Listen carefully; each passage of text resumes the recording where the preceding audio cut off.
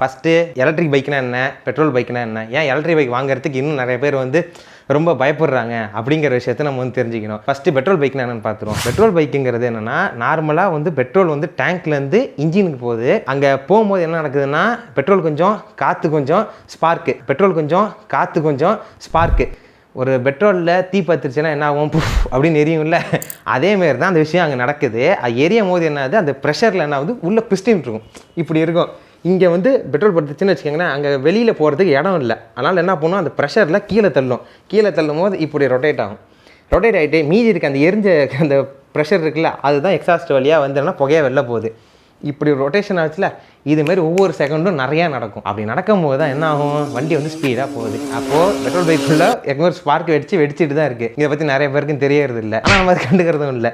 ஆனால் electric bike வெடிச்சுன்னா மட்டும் முதல்ல எலக்ட்ரிக் பைக்குள்ளே என்னென்ன பார்ட்ஸ் இருக்குன்னு பார்ப்போம். ஒரே ஒரு மோட்டரு, கண்ட்ரோலர், பேட்டரி. இப்போ இந்த மோட்டர் இருக்குது பார்த்தீங்களா, இது வெடிக்கவே வெடிக்காது, ஏன்னா இது புகஞ்சு தான் போகும். கண்ட்ரோலர் இருக்குது பார்த்தீங்களா, அது புகஞ்சிச்சுன்னா ஒன்றுமே ஆகாது, கருகி போயிடுமே தவிர அதுலேருந்து வெடிக்கவும் வரைக்காது. அப்போ கல்பிரிட் யாருன்னு தெரிஞ்சிருச்சா, நம்ம பேட்டரி பையன் தான். அந்த பேட்டரியை பற்றி நம்ம தான் பார்க்க போகிறோம். பேட்டரினா என்னப்பா, ஒரு சாதா கண்டெய்னர் இல்லை ஒரு டிவைஸ், கெமிக்கல் எனர்ஜியை எலக்ட்ரிக் எனர்ஜியை நமக்கு வந்து மாற்றி கொடுக்குது. அதுதான் என்னது, பேட்டரி. சிம்பிள். இதோட வரலாறு பார்த்தோம்னா 1800 வரைக்கும் போகுது. 1800லேருந்து தொடர்ச்சியாக வந்துகிட்டு இருக்கு. ஃபஸ்ட்டு பேட்டரி எப்படிப்பா கண்டுபிடிச்சாங்கன்னா, வோல்டாங்கிற ஒரு தான் கண்டுபிடிச்சாரு. ஆனோடு கேத்தோடு நடுவில் எலக்ட்ரோலைட்டு, இந்த சொல்யூஷன் டிப் பண்ணி எடுத்தோம்னா அதான் பேட்டரி.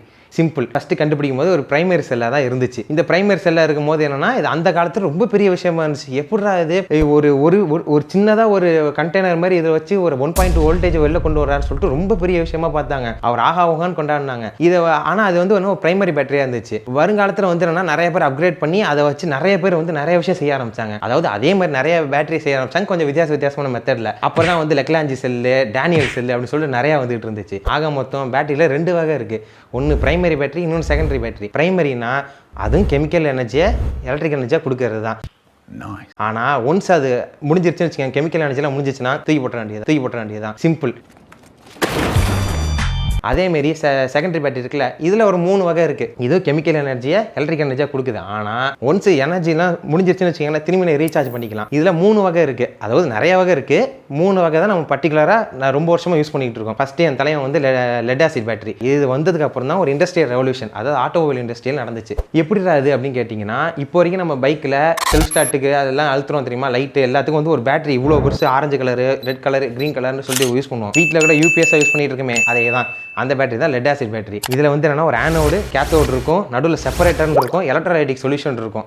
அதாவது இப்போ இதில் கரண்ட் வந்துட்டு இருக்கு, இதை உடச்சி நான் விரல வச்சுன்னு வச்சுக்கோங்களேன், என்ன யார் தொடுறாங்களோ அவங்களுக்கு ஷாக் அடிக்கும்ல, அதுக்கு தான் அது எலக்ட்ரோலைட்டிக் சொல்யூஷனுங்கிறது. அதேமாதிரி வந்து இடத்த ரொம்ப அடைப்பாப்புல, அதனால் வந்து அடுத்த பேட்டரி நம்ம மூவ் ஆகணும்னு சொல்லிட்டு நிறைய பேர் என்ன பண்ணாங்க, அடுத்த பேட்டரி கண்டுபிடிச்சாங்க, நிக்கல் கேட்மியம். இந்த பேட்டரி வந்ததுக்கப்புறம் அடுத்த இண்டஸ்ட்ரியல் ரெவல்யூஷன் நடந்துச்சு. எங்கே, கேமராஸ்லையும் செல்ஃபோன்லையும். இதில் என்ன பிரச்சனைனா, இதோட லைஃப் ஸ்பேன் வந்து கொஞ்சம் கம்மி. எவ்வளோ கீழே போட்டாலும் ஒன்றும் ஆகாது, அந்த அளவுக்கு ஸ்ட்ராங்காக இருக்கும். கொஞ்ச நாள்லேயே பல்ஜ் ஆகிடுவாப்பில். அதனால் வந்து என்னென்னா, அடுத்த ஒன்று கண்டுபிடிச்சாங்க. அது வந்து எப்போனா 1991 கிட்டத்தட்ட சோனி வந்து அவங்க வாக்மேன் பாட்டி கட்டே போவாங்கல்ல, அதில் வந்து புதுசாக இன்ட்ரோடியூஸ் பண்ணாங்க, என்ன, லித்தியம் அயான் அப்படிங்கிற பேட்டரி. இந்த பேட்டரி வந்ததுக்கு அப்புறம் தான் மிகப்பெரிய இண்டஸ்ட்ரியல் ரெவல்யூஷன் நடந்துச்சு ஆட்டோமொபைல் இண்டஸ்ட்ரியில். மொபைல்ஸ்லையும் இப்போ வர எல்லாத்தையும் யூஸ் பண்ணிட்டு இருக்காங்க. அப்படி லித்தியம் அயன் பேட்டரினா என்னடான்னா, இதுவும் சாதா செகண்டரி பேட்டரி மாதிரி தான். ஒன்ஸ் சார்ஜ் குறைஞ்சிச்சுன்னா அதையுமே ரீசார்ஜ் பண்ணிக்கலாம். பட் இதோட ஸ்பெசிஃபிகேஷன்ஸ் ரொம்ப அதிகம், அட்வான்டேஜஸும் ரொம்ப அதிகம், டிஸ்அட்வான்டேஜும் ரொம்ப அதிகம். அட் த சேம் டைம் என்னன்னா, சீக்கிரமாக சார்ஜ் ஏறும், சார்ஜை பொறுமையாக தான் கொடுக்கும். அட் த சேம் டைம் வந்து லைட் வெயிட்டு, ஈஸியாக வந்து என்னன்னா எல்லா இடத்துலையும் வந்து ஈஸியாக அப்ளை பண்ணலாம். ஆனால் தான் வந்து என்னன்னா, இந்த பேட்டரிஸை வந்து automobile industry, bikes, car, bike எல்லாத்துலையும் வந்து யூஸ் பண்ணிட்டு இருக்காங்க. இதோட டிஸ்அட்வான்டேஜ் என்னன்னா, இது வந்து எக்ஸ்ட்ரீம் ஹை டெம்பரேச்சர்லயும் இருக்கக்கூடாது, எக்ஸ்ட்ரீம் லோ டெம்பரேச்சர்லயும் இருக்கக்கூடாது. உள்ள இருக்க கெமிக்கல்ஸ் என்ன ஆகும் தெரியுமா, ஹை டெம்பரேச்சரா இருந்தால் அது கெமிக்கல் மாலிகல்ஸ்லாம் மாறி பிளாஸ்டிங் இஷ்யூ ஆகும். கெமிக்கல் வந்து ஒன்று ஃப்ரீஸ் ஆயிடுச்சு, அதாவது வெளில ரொம்ப கூலிங்காக இருந்துச்சுன்னா ஃப்ரீஸ் ஆகி அது கிராக் விட்டு அதுலேருந்து வெடிக்க ஆரம்பிச்சிடும். இதுதான் பெரிய டிஸ்அட்வான்டேஜ். அதேமாதிரி காஸ்ட் ரொம்ப அதிகம். ஸோ அதனால தான் இப்போ எலக்ட்ரிக் பைக்ஸ்லாம் கொஞ்சம் காஸ்ட்லியாகவே இருக்குது. வருங்காலத்தில் வர பேட்டரிலாம் பார்த்தீங்கன்னா, லித்தியம் சல்ஃபர், லித்தியம் ஏர் பேட்டரி, அலுமினியம் ஏர் பேட்டரி, இது மாதிரி நிறைய கண்டுபிடிச்சிட்டு இருக்காங்க.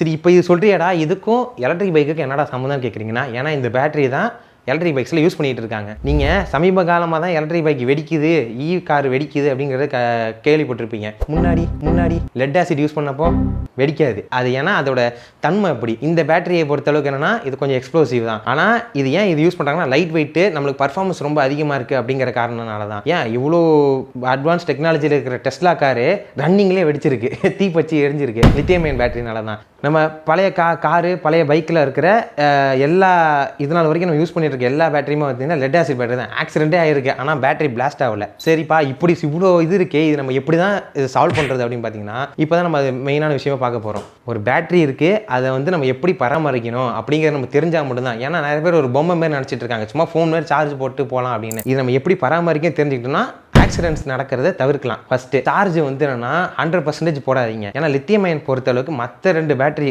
பழைய பேட்டரிஸ்லாம் கம்பேர் பண்ணும்போது லெட் ஆசிடோ நிக்கல் கேட்மியமோ 100% சார்ஜர்னாலும் அதுக்கு மேலே அதில் ஏறும், பட் அது லைஃப் ஸ்பேன் கொஞ்சம் குறையும். ரெண்டாவது, இதுக்கு இந்த பைக்குன்னு அலாட் பண்ணியிருக்க சார்ஜரை யூஸ் பண்ணால் போதும். என் ஃப்ரெண்டும் எலக்ட்ரிக் பைக் தான் வச்சிருக்கேன், அவன் சார்ஜர் அவங்க வீட்டுக்கு போகிறேன் சொல்லிட்டு போட்டிங்கன்னா அவங்களோட பேட்டரி கெப்பாசிட்டி வேறு இருக்கும், நீங்கள் வச்சிருக்க பேட்டரி கெப்பாசிட்டி வேறு இருக்கும், கண்ட்ரோலர் எல்லாம் வேறு மாதிரி இருக்கனால சீக்கிரமாக வந்துடுன்னா பிளாஸ்டிங் இஷ்யூவோ இல்லாட்டி ஏதோ ஒரு ஃபால்ட் வரக்கிறதுக்கு வாய்ப்பு அதிகம். ஃபஸ்ட்டு சார்ஜ் எப்படி ஆகுதுங்கிறத நம்ம தெரிஞ்சுக்கணும். நீங்கள் ஃபஸ்ட்டு சார்ஜ் போடும்போது ஆனோட் டு கேத்தோடு வந்து கரண்ட் ஃப்ளோ ஆகுதுன்னு வச்சுக்கோங்க. இப்போ சார்ஜ் போட்டிங்கன்னா கேத்தோட் டு ஆனோடு வந்து கரண்ட் வந்து ஃப்ளோ நடக்கும். ஒரு எக்ஸாம்பிள் தான், அதாவது இன்னும் தெளிவாக சொன்னால், ஒரு டிவைஸ் நம்ம ஃபோனோ பைக்கோ யூஸ் பண்ணிட்டு இருக்கும்போது கிளாக் வைஸில் கரண்ட்டு பாஸ் ஆகுதுன்னு வச்சுக்கோங்க. சார்ஜ் போடும்போது ஆன்டி கிளாக் வைஸில், அதாவது ரிவர்ஸில் வந்து அந்த ப்ராசஸ் நடக்கும். இப்போ நீங்கள் யூஸ் பண்ணிக்கிட்டே சார்ஜும் போட்டிங்க அப்படிங்கிற பட்சத்தில் இப்படியும் போகும், அட் த சேம் டைம் இப்படியும் வரும். இந்த 2 சைக்கிள் நடக்குது பார்த்தீங்களா, positive to negative, negative to positive. அப்போ வந்து அங்கே வந்து என்ன ஆகும், ஹீட் வந்து ஃபார்ம் ஆகும், நடக்கும். அட் த சேம் டைம் இப்போ நான் வண்டி எனக்கு வந்து யூஸ் பண்ணி டக்குன்னு சார்ஜ் நின்று போச்சுன்னா நீங்கள் உடனே போய் சார்ஜ் போட்டுறாதீங்க. ஏன்னா அதில் வந்து கெமிக்கல் ரியாக்ஷன்லாம் வந்து நடந்துக்கிட்டே தான் இருக்கும், கொஞ்சம் செட்டில் ஆகணும். செட்டில் ஆனதுக்கப்புறம் ஒரு 20 மினிட்ஸ் இல்லை 30 மினிட்ஸ்க்கு அப்புறமா சார்ஜ் போடுறது வந்து ரொம்ப நல்லது. அதேமாதிரி காலைல எந்திரிச்ச உடனே பைக்கை எடுத்துகிட்டு ஸ்டார்ட் பண்ணும்போது சர்ன்னு நம்ம வண்டி எடுத்துகிட்டு போயிடுறோம், அப்படி இல்லை. கொஞ்சம் ரைஸ் பண்ணிவிட்டு அதுக்கப்புறம் ஒரு 2 நிமிஷம் கழித்து நம்ம வண்டி எடுத்தாலும் நல்லது. ஏன்னா அந்த சார்ஜ் ஃப்ளோ வந்து நடந்து சீராக ஆரம்பிக்கணும். அதேமாரி வெளிநாட்டிலலாம் இந்த மாதிரி கார்லாம் இருக்கேப்பா, பைக்கெலாம் இருக்குல்ல, அதெல்லாம் வெடிச்ச மாதிரி எங்களுக்கு நியூஸ் தெரியல. காரணம் என்னன்னா, அங்கே இருக்கிற யூஸ் பண்ணுற பேட்டரிலாம் என்ன பண்ணுறாங்க, உள்ள லிக்விட் கூலிங் சிஸ்டம், அதே மாதிரி வந்து ஏர் கூலிங் சிஸ்டம்னு ஒன்று வச்சிருப்பாங்க. Liquid cooling system, air cooling சிஸ்டம்னா என்ன பண்ணால், ஒவ்வொரு பேட்டரிக்கு உள்ளேயும் இல்லாட்டி ஒரு கம்ப்ளீட் செட் ஆஃப் பேட்டரி வந்து நிறையா சீரிஸ் அண்ட் பேரலாம் அடுக்கி வச்சிருப்பாங்க. இப்படி இருக்கும் செங்கல் மாதிரி. இதுக்குள்ளே என்ன பண்ணும், இந்த ஃப்ரிட்ஜுக்கு பின்னாடி பார்த்தீங்கன்னா அப்படி கம்பியாக வளைவாக வந்து கருப்பு கலரில் இருக்கும். அதேமாரி ஒரு டியூப் மாரி வச்சு அதில் வந்து என்னென்னா லிக்விடை வந்து பாஸ் பண்ணுவாங்க, கூலிங் ஆயில் மாரி சம்திங். அது பாஸ் பண்ணுறதுனால அதோட ஹீட்டெல்லாம் வந்து என்னன்னா இது கொஞ்சம் கொஞ்சமாக அப்சர்வ் பண்ணி கூல் பண்ணிகிட்டு இருக்கும். அதாவது ஏர் கூலிங் சிஸ்டம்னா என்னன்னா, வெளியில் இருக்க காற்றை ஃபுல்லாக உறிஞ்சி பேட்டரிக்கு கொடுக்கும். அப்போ என்ன ஆகும், ஏர் ஃப்ளோ இருக்கும். அப்போ வந்து ஹீட்டை வந்து ஆட்டோமேட்டிக்காக கம்மியாகும். இவ்வளோ ஏன் பெட்ரோல் பைக் இருக்குல்ல, இன்ஜினில் பார்த்தீங்கன்னா வரியாக இருக்கும் தெரியுமா, ஒவ்வொரு இடத்துலையும் வரி. அது போய் ஹீட் சிங்னு சொல்லுவாங்க. ஏன்னா இன்ஜின்லேருந்து வெளியாக வர ஹீட்டை வந்து என்னன்னா அந்த ஹீட் சிங்கோட எஜ்ஜில் போய் போடும். காற்று படுறதுனால அது வந்து என்னன்னா கூலிங் ஆகும், இன்ஜின் நார்மலாக கூலிங் ஆகும். அதனால தான் வந்து இன்ஜின் வந்து அந்த டைப்பில் இருக்குது. பட் நம்ம ஊரில் ரேட்டு கம்மியாக இருக்கணும் அப்படிங்கிறதுனால அந்த கூலிங் சிஸ்டம் வந்து அவங்க வைக்கிறத அலோவ் பண்ணுறது இல்லை. வெளிநாட்டில் அதெல்லாம் இருக்குது. நம்ம இதில் அலோவ் பண்ணாங்கன்னா அது வந்து கொஞ்சம் இந்த விபத்துக்கள் நடக்கிறது வந்து கொஞ்சம் தவிர்க்கலாம். இது அதே மாதிரி வந்து என்னன்னா விபத்துக்கள் நிறைய இடத்துல நடந்திருக்குங்க. இப்போ எல்பிஜி சிலிண்டர் பிளாஸ்ட் ஆகிட்டு தான் இருக்குது, பெட்ரோல் காரும் பிளாஸ்ட் ஆகிட்டு தான் இருக்குது. ஃபோன் ரீசெண்டாக சாம்சங் அவங்க ஃபோனை கூட கொஞ்சம் வருஷத்துக்கு முன்னாடி வந்து ரிட்டர்ன் வாங்கினாங்க. எல்லா ஃபோனும் வந்து பிளாஸ்ட் ஆகுது. அது ஏன்னா அதுலேயும் லித்தியம் அயன் பேட்டரி தான் இருக்குது, செப்பரேட்டர் வந்து அவங்க ஒழுங்காக வைக்கல.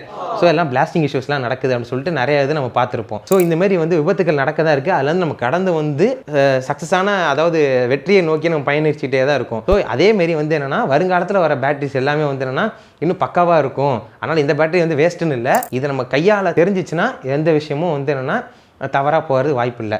நானும் ஒரு எலக்ட்ரிக் பைக் 1 இல்லை 2 3 பண்ணதுனால எனக்கு வந்து பர்சனலாக நிறைய பேர் கால் பண்ணி கேட்டாங்க, தம்பி உனக்கு ஒன்றும் ஆகலையே எதுவும் இல்லைன்னு சொல்லிட்டு. ஸோ அப்போ தான் அவங்ககிட்ட சொன்னேன், நான் யூஸ் பண்ணுற பேட்டரி வந்து லித்தியம் ஃபெர்ரா பாஸ்பேட், லிப்போ பேட்டரின்னு சொல்லுவாங்க. இந்த பேட்டரி தன்மை என்னன்னா பிளாஸ்டிங் இஷ்யூ கிடையாது, பட் இது கொஞ்சம் காஸ்ட்லி. லித்தியம் அயனில் இருக்கிற அது எல்லா ப்ளஸ் பாயிண்ட்டும் இதுலேயே இருக்கும், பட் பிளாஸ்டிங் இஷ்யூ மட்டும் இருக்காது. ஸோ அதனால தான் இந்த பேட்டரி நான் செலக்ட் பண்ணி யூஸ் பண்ணேன். ஏன்னா நான் செஞ்ச பைக்கை வந்து ஃப்ரெண்ட்ஸ் கிட்ட கொடுக்கும்போது தள்ளுன்னு திருவாங்க, அப்படி திருவக்கூடாது, கொஞ்சமாக தான் ரைஸ் பண்ணணும். ஏன்னா இது வந்து டார்க்லேருந்து எல்லாமே அதிகம். பேட்டரி பைக்கை பொறுத்தளவுக்கு நான் வாங்க போகிறோம் அப்படின்னு சொன்னாலே ஃப்ரெண்ட்ஸோ எல்லாரும் என்ன சொல்கிறாங்க, வேணாண்டா அது வந்து 1 லட்ச ரூபாய்க்கு மேலே இருக்குடா, காசாண்டா வெடிக்கவும் செய்யுது அப்படி இப்படின்றாங்க. விபத்துக்கள் எல்லா இடத்துலையும் தாங்க இருக்குது, அதை நம்ம தவிர்க்கிறது நல்லது. இன்னைக்கு இருக்கிற எலக்ட்ரிக் பைக்கை வந்து நம்ம வந்து ஒன்ஸ் வாங்கினோம்னா 3 வருஷம் வரைக்கும் நமக்கு வந்து எப்படின்னா வெறும் சார்ஜ் தான் போட போகிறோம். ஒன்ஸ் நம்ம சார்ஜ் பண்ண 50 கிலோமீட்டர்ஸ் மேலே தான் இப்போ எல்லா பைக்கும் தருது. ஸோ மிஞ்சி போனால் நமக்கு வந்து ஒரு 5 ரூபாலேருந்து 10 ரூபா வரைக்கும் தான் வந்து செலவே.